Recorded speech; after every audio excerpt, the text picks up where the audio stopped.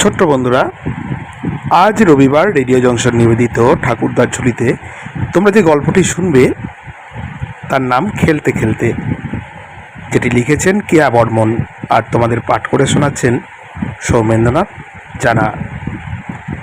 বন্ধুরা, তোমাদের গল্প কেমন লাগছে শুনতে তোমরা কিন্তু কমেন্ট করে অবশ্যই জানাবে, আর লাইক আর শেয়ার করতে যেন একদম ভুলবে না। তাহলে চলো যাই ঠাকুরদার কাছে।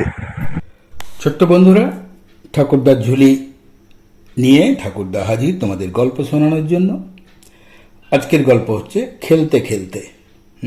তোমাদের জন্য গল্পটি লিখেছেন কেয়া বর্মন, তমলুক, পূর্ব মেদিনীপুর থেকে। একাদশ শ্রেণীতে উত্তীর্ণ হয়ে শ্রেয়ার বেশ একটা পরিবর্তন চোখে পড়ে। ক্লাসের আর 5টা সাধারণ মেয়ের থেকে সে একটু অন্যরকম। চাঞ্চল্য, বকবক করা, বয়কাট করা চুল, পোশাক পরিচ্ছদ হাবে ভাবে অনেকটা টমবয় টাইপ, কুছ পারোয়া নেই টাইপ আর কি, টমবয় টাইপের। পরোপকারী শ্রেয়া খেলাধুলাতে তুখোড়। ইদানিং তার চরিত্রে বিশেষ কিছু গুণাবলী যোগ হয়েছে।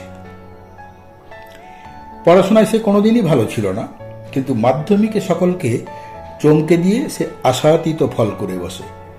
ব্যাস, তারপর সায়েন্সে ভর্তি হওয়া আর পড়াশোনার প্রতি অদ্ভুতভাবে উৎসাহী হয়ে ওঠা। এখন আবার স্পোকেন ইংলিশের কোচিং নেওয়া শুরু করেছে সে। সব মিলিয়ে শিক্ষক শিক্ষিকা থেকে শুরু করে ক্লাসের বন্ধুরা সবার মধ্যে এখন বেশ জনপ্রিয় হয়ে উঠেছে শ্রেয়া। ভালোই চলছিল সবকিছু। গোল বাঁধল স্কুলের বার্ষিক ক্রীড়া প্রতিযোগিতাকে কেন্দ্র করে। ফাইনালের 7 দিন আগে থেকেই প্রস্তুতি শুরু হয়ে যায়। শীতের মিঠে করা রোদ গায়ে মেখে মাঠের নরম ঘাসে দাপিয়ে বেড়ায় দামাল দস্যি ছেলেমেয়েরা।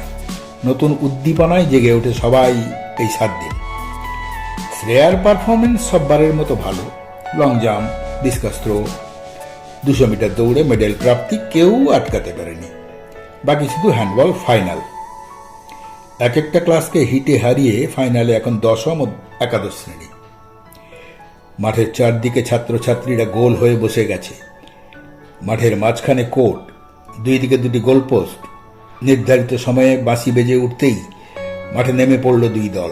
একাদশ শ্রেণীর 7 নম্বর জার্সির দিকে নজর সবার।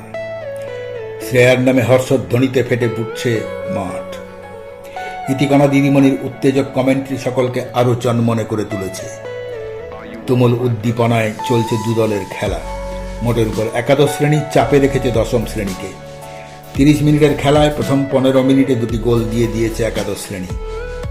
এখন চলছে 10 মিনিটের বিরতি। ক্যাপ্টেন শ্রেয়া টিমের সঙ্গে গোল হয়ে বসে কিছু পরামর্শ করে নিচ্ছে। পরের অর্ধের খেলা যখন শুরু হলো, তখন 10ম শ্রেণীর মরিয়া লড়াই সবাই অবাক হয়ে দেখছে। একাদশ শ্রেণী যেন একরকম নিশ্চিত কাপ তাদের ঘরেই যাবে। কেমন যেন গা ছাড়া ভাব। এসবের মধ্যে টিম ক্যাপ্টেন শ্রেয়া করে বসল এক মারাত্মক ভুল। ইতিমধ্যে 10ম শ্রেণী একটি গোল শোধ করে দিয়েছে। বাকি মাত্র আর 5 মিনিট। আর একটা গোল শোধ করতে পারলেই ড্র। নিজের লক্ষ্য ঠিক করে নিয়ে যখন 10ম শ্রেণীর মনিকা বল ডজ করতে করতে গোলপোস্টের দিকে এগিয়ে যাচ্ছে, তখন হঠাৎ পিছন থেকে বিদ্যুৎ গতিতে ছুটে এসেছে শ্রেয়া। মারল কনুইয়ের গুঁতো, ছিটকে পড়ল মনিকা, যন্ত্রণায় কাতরাচ্ছে। ততক্ষণে রেফারির বাঁশি বেজে গেছে। ছুটে এসেছে বাকি খেলোয়াড়রা, ফাউল দিয়েছে শ্রেয়াকে। কিন্তু মুহূর্তে গর্জে উঠল শ্রেয়া। তার যুক্তি, ডিফেন্স করতে গিয়ে মনিকার গায়ে লেগে গেছে। সে ইচ্ছাকৃতভাবে কিছু করেনি। অথচ তার শতপ্রণোদিত আক্রমণ কারো দৃষ্টি এড়ায়নি। দিদিমণির সঙ্গে তর্ক জুড়ে দিল শ্রেয়া। সে কিছুতেই এই ফাউল মানবে না। ততক্ষণে ছুটে এসছেন বাকি স্যার ম্যামরা। সকলেই শ্রেয়াকে তার ভুল ধরিয়ে দিচ্ছেন, কিন্তু শ্রেয়া নারাজ। সে উত্তেজিতভাবে হঠাৎ মাঠ ছেড়ে বেরিয়ে গেল। তার এই স্পর্ধা দেখে স্যার ম্যামরা যেমন স্তম্ভিত তেমন বিরক্ত। এদিকে খেলা তখন অসমাপ্ত। টিমমেটরা সব শ্রেয়ার কাছে। শ্রেয়াকে নানাভাবে বোঝানোর চেষ্টা চলছে। শেষ পর্যন্ত যদিও বা সে মাঠে এলো, কিন্তু তার চোখ মুখ তখনও রাগে ফুঁসছে। শেষ 5 মিনিটের খেলা কোনো রকমে শেষ করা গেল।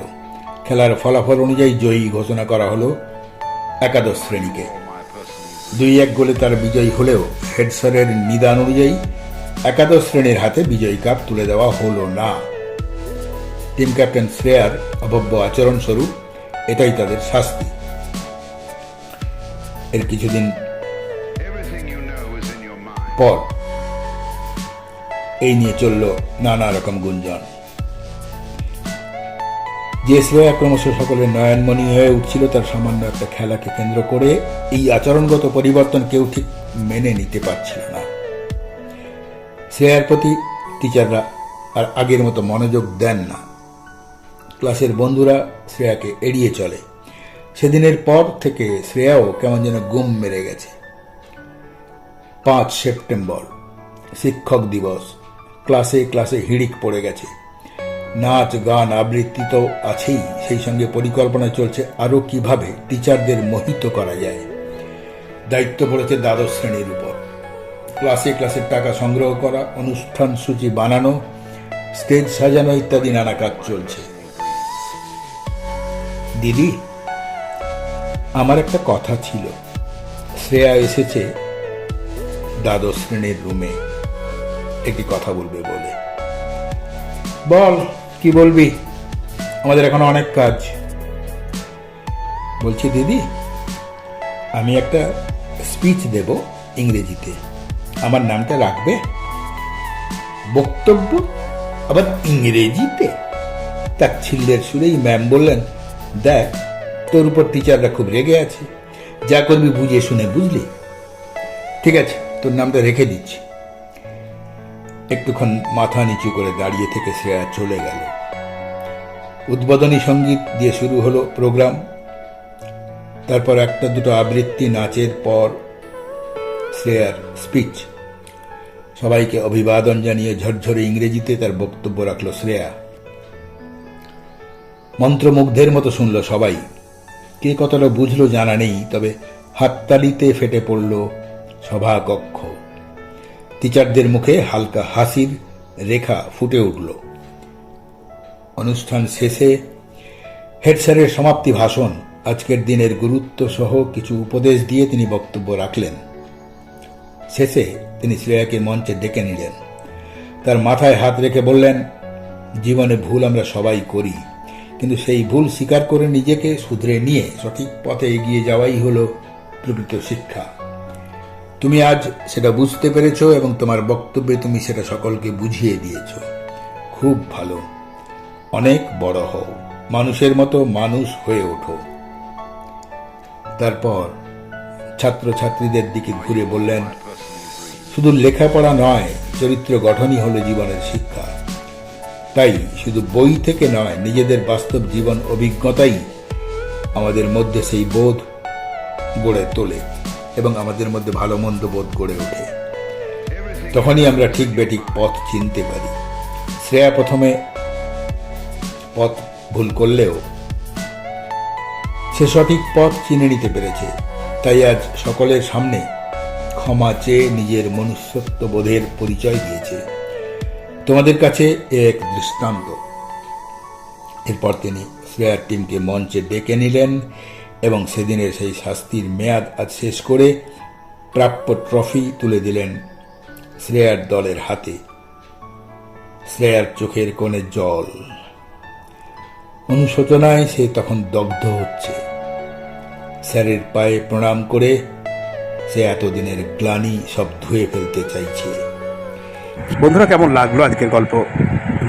জানি তো ভালো লেগেছে। খেলতে খেলতে গল্পের নাম ছিল, যেটি লিখেছেন কিয়া বর্মন আর পাঠ করলেন সৌমেন্দ্রনাথ জানা।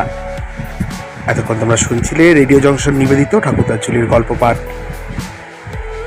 বন্ধুরা, তোমরা তো জানো এই আসরটিকে আরও জমিয়ে তুলতে হলে তোমাদের বেশি বেশি করে অনুষ্ঠানটি লাইক করতে হবে, কমেন্ট করতে হবে এবং শেয়ার করতে হবে। হ্যাঁ, আর কী ধরনের গল্প তোমরা শুনতে চাও অবশ্যই কমেন্টসের মাধ্যমে জানাবে। তাহলে আজকের মতন এখানেই শেষ করি। আবার দেখা হচ্ছে আগামী সপ্তাহে নতুন গল্প নিয়ে। কেমন? সবাই খুব সাবধানে থাকবে, ভালো থাকবে, সুস্থ থাকবে। টাটা।